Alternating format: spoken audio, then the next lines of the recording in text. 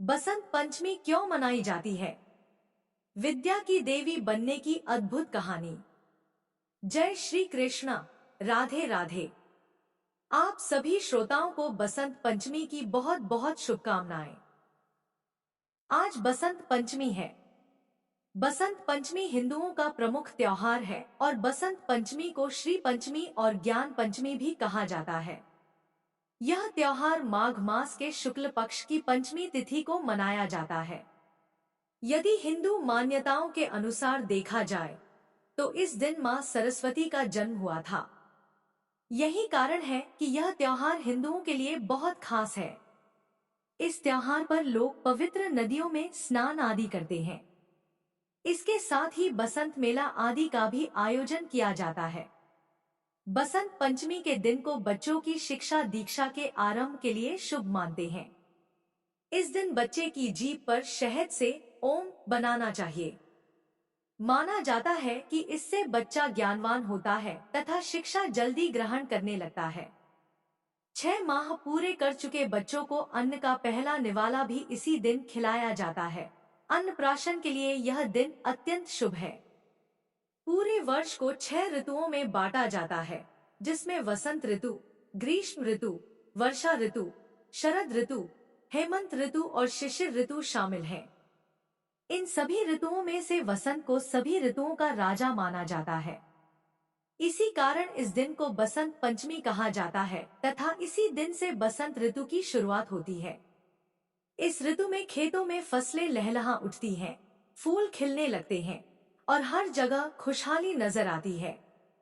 मान्यता है कि इस दिन माता सरस्वती का जन्म हुआ था, इसलिए बसंत पंचमी के दिन सरस्वती माता की विशेष पूजा का आयोजन किया जाता है। मां सरस्वती को विद्या एवं बुद्धि की देवी माना जाता है।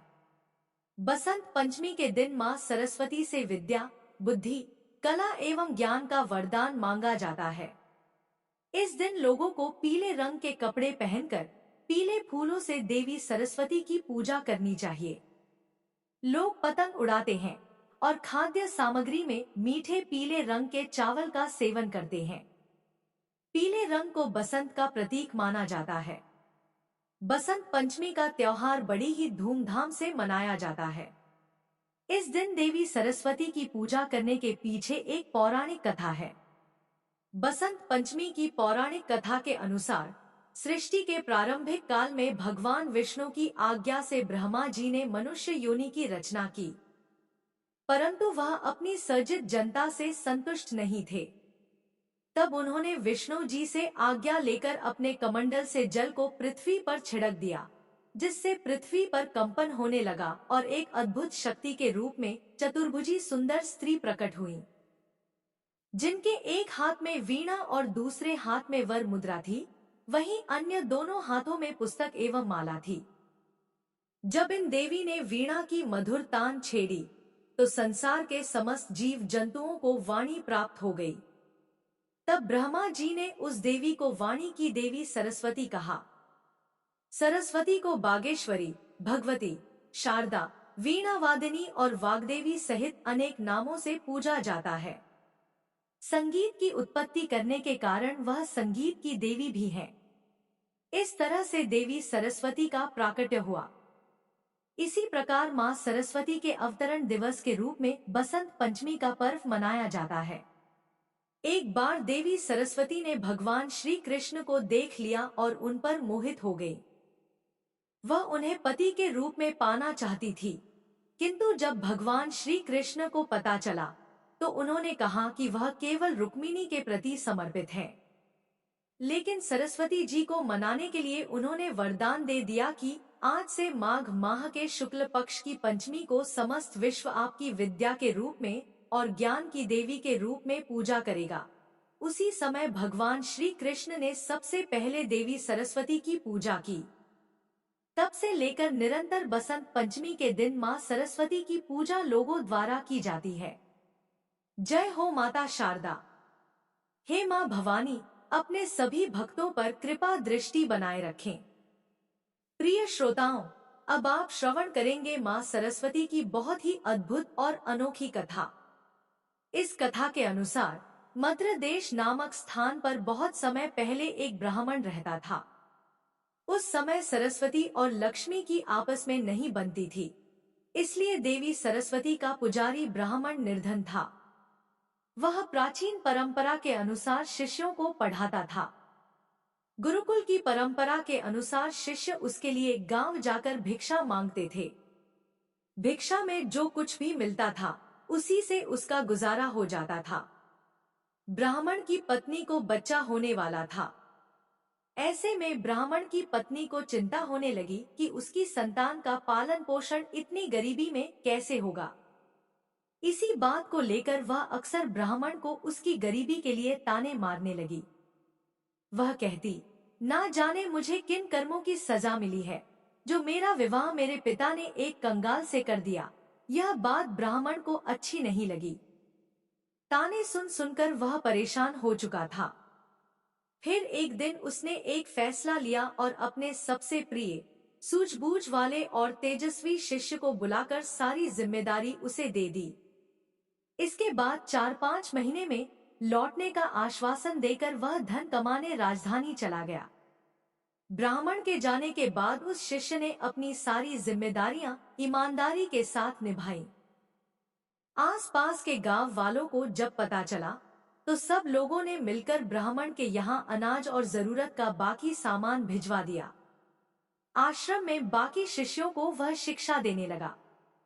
इस तरह सब कुछ रास्ते पर चलने लगा। एक रात को ब्राह्मणी ने पुत्र को जन्म दिया।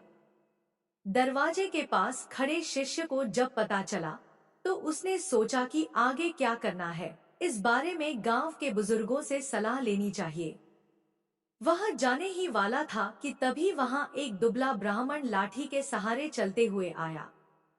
उसकी वेशभूषा देखकर शिष्य को लगा कि शायद वह कोई भिखारी है। शिष्य बोला, ओ बाबा, कौन हो तुम? आधी रात को यहाँ कैसे आना हुआ? उस बुजुर्ग ने कहा, अभी मत पूछो कौन हूँ मैं, मुझे कुछ काम है, मुझे अंदर जाने दो। उस शिष्य ने कहा, ऐसे कैसे जाने दूं? कम से कम अपना परिचय तो दीजिए। भला आप इस स्थिति में एक असहाय स्त्री के पास कैसे जा सकते हैं? शिष्य दरवाजे पर रास्ता रोके हुए खड़ा था। ब्राह्मण ने हंसते हुए जवाब दिया, तो सुनो, मैं विधाता हूँ, सबका भाग्य लिखने वाला। आज यहाँ बच्चा पैदा हुआ है तो बस उसी का भाग्य लिखने चला आया हूँ। भाग्य लिखने वाले को कौन रोक सकता है भला? इतना कहते हुए वह ब्राह्मण हंसते हुए शिष्य को हटाकर अंदर चला गया। जब वह बाहर आया तो उस शिष्य ने उत्सुकतावश पूछा, महाराज, आपने क्या लिखा उस नन्हे बच्चे के बारे में? मेरे गुरु भाई के बारे में। तो ब्राह्मण बोला, आज तक विधाता ने किसी को बताया है क्या कि उन्होंने किसके भाग्य में क्या लिखा है, परंतु शिष्य भी उन्हें ऐसे नहीं जाने देने वाला था। पीछा ना छोड़ते देखकर ब्राह्मण विवश होकर बोला, यही जानना चाहते हो ना कि क्या लिखा है? तो मैंने यह लिखा है कि यह लड़का हमेशा निर्धन ही रहेगा। इसके घर में एक गाय और एक बोरा अनाज के अलावा कुछ भी नहीं रहेगा। कितना भी परिश्रम कर ले, यह धन नहीं कमा पाएगा। इतना कहते ही वह ब्राह्मण वहां से चला गया। शिष्य को उसके इस व्यवहार पर बहुत गुस्सा आया, परंतु वह ब्राह्मण अब जा चुका था, इसलिए कुछ किया नहीं जा सकता था। कुछ महीने बाद गुरुकुल का ब्राह्मण लौट आया। जब उसने देखा कि सब कुछ व्यवस्थित ढंग से चल रहा है तो उसे बड़ी ही प्रसन्नता हुई। अपने साथ वह काफी धन कमा कर लाया था। अब उसे किसी बात की कोई चिंता नहीं थी, इसीलिए उसका जीवन अब हंसी खुशी गुजरने लगा। लेकिन वह खुशी ज्यादा दिन तक टिक नहीं सकी। सब धन खत्म हो गया और कमाई का कोई साधन न होने से एक बार फिर गरीबी आ गई। अब ब्राह्मण का परिवार 2 साल पहले वाली हालत में आ गया। इस बार फिर ब्राह्मणी को बच्चा होने वाला था। ऐसे में जब ब्राह्मण ने शिष्य से अपनी स्थिति के बारे में विचार विमर्श किया तो शिष्य ने उसे फिर से राजधानी जाने की सलाह दी। ब्राह्मण पहले की तरह अपनी सारी जिम्मेदारी अपने उसी बुद्धिमान शिष्य के कंधों पर छोड़कर राजधानी चला गया। सब कुछ वैसे ही फिर से चलने लगा जैसे पहले चलता था। फिर से गांव के लोग अनाज और जरूरी सामान देने लगे। समय आने पर ब्राह्मणी की कोख से एक कन्या ने जन्म लिया। जब शिष्य को इस बात की खबर हुई तो वह गुरुभान को देखने के लिए गया, लेकिन उसके पहुंचने से पहले ही वहां वही दुबला पतला ब्राह्मण पहुंच गया था जो अपने आप को विधाता बता रहा था। उसे देखकर शिष्य को गुस्सा तो बहुत आया, परंतु वह कर भी क्या सकता था। जब वह ब्राह्मण भाग्य लिखकर बाहर निकले तो शिष्य ने पूछा, कहो महाराज, अब कौन सा चक्रव्यूह रचकर आए हो? उस ब्राह्मण ने कहा, अरे भाई, गुस्सा क्यों होते हो? मैं तो यहाँ बस अपना काम करने आया था। सबका अपना काम है, मेरा भी काम है, इसमें मैं क्या कर सकता हूँ? इस प्रकार चेहरे पर व्यंग्यात्मक मुस्कान लिए हुए ब्राह्मण ने कहा। तो शिष्य बोला, अच्छा महाराज ठीक है, मगर बताओ तो सही, आखिर मेरी गुरुभान के भाग्य में क्या लिखा आपने? तब उस ब्राह्मण ने कहा, इस लड़की का विवाह नहीं होगा। हाँ, लेकिन इसे देखने वाले बहुत आएंगे, फिर भी यह सारा जीवन कुंवारी ही रहेगी। इतना सुनते ही शिष्य को गुस्सा आ गया और उसने उस ब्राह्मण को वहां से भाग जाने के लिए कहा। ब्राह्मण पहले की ही भांति मुस्कुराता हुआ चला गया, लेकिन उस शिष्य के मन को अशांति दे गया। वह सोच में पड़ गया कि अगर यह सच में विधाता था तो उसके गुरु भाई और गुरु बहन का भविष्य क्या होगा, कैसे कटेगा उनका जीवन। खैर, धीरे धीरे समय बीतने लगा। 1 साल, 2 साल, 3 साल करते करते कई साल बीत गए। शिष्य का गुरु यानी कि वह ब्राह्मण वापस नहीं आया। राजधानी से जितने व्यक्ति आते उतनी बातें करते।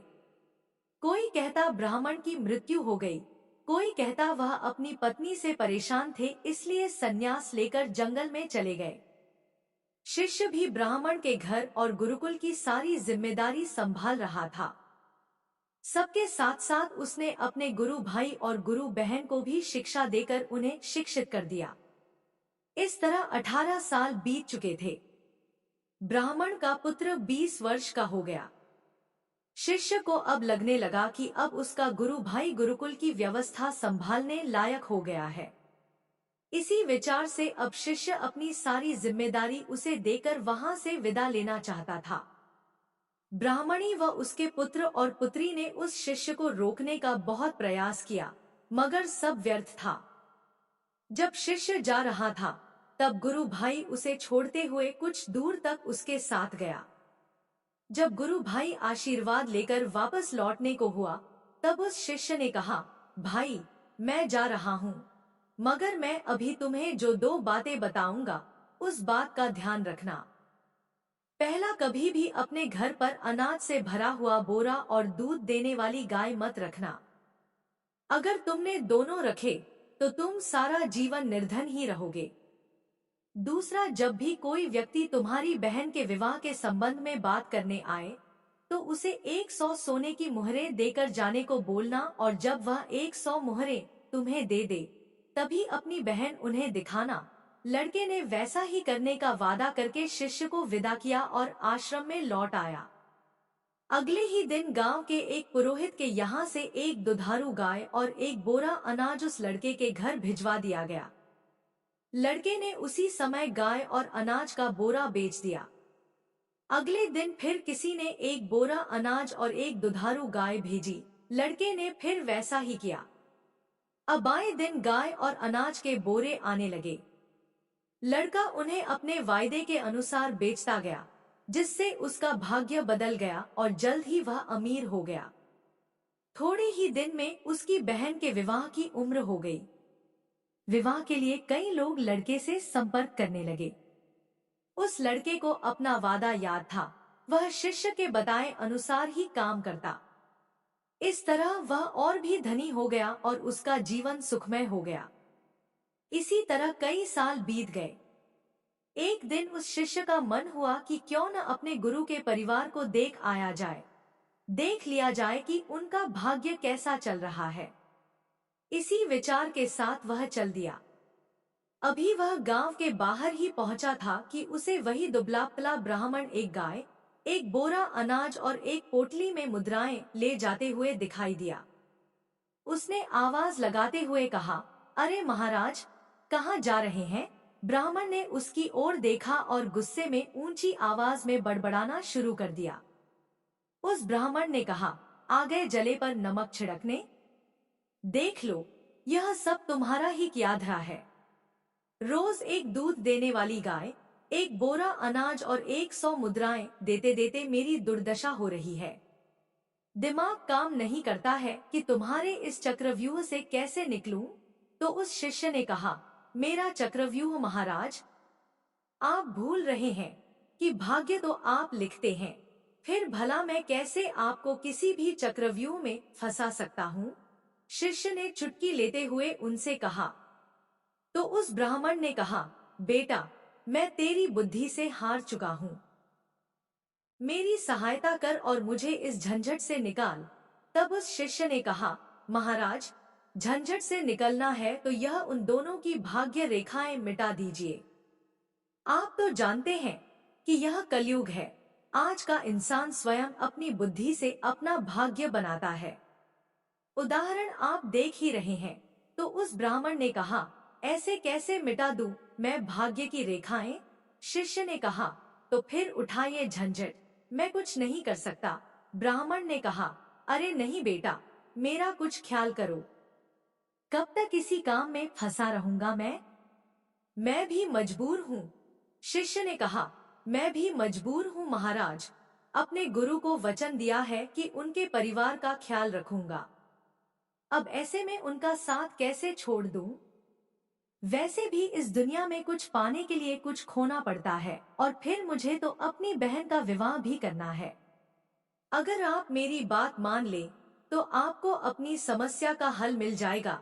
कुछ देर सोच विचार करने के बाद उस ब्राह्मण ने गाय, अनाज का बोरा और मुद्राओं की पोटली उस शिष्य को दे दी और बोले, जाओ, मिटा दी उनकी भाग्य की रेखाएं।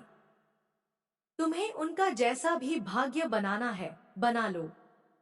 मैं कोई रुकावट नहीं डालूंगा।